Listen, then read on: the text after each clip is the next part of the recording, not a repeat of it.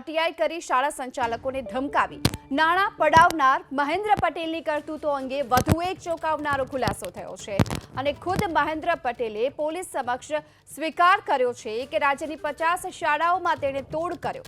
5 દિવસના રિમાન્ડ દરમિયાન મહેન્દ્ર પટેલે 5 કરોડથી વધુ રકમ ખંખેરી હોવાનો સ્વીકાર કર્યો છે।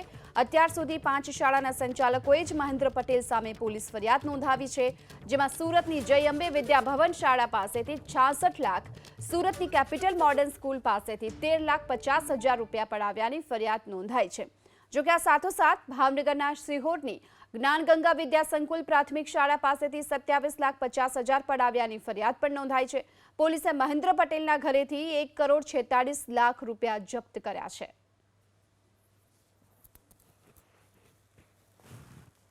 એબીપી અસ્મિતાને મળેલી માહિતી પ્રમાણે મહેન્દ્ર પટેલે કરેલા તોડની રકમ હજુ પણ અનેક ગણી વધી શકે છે।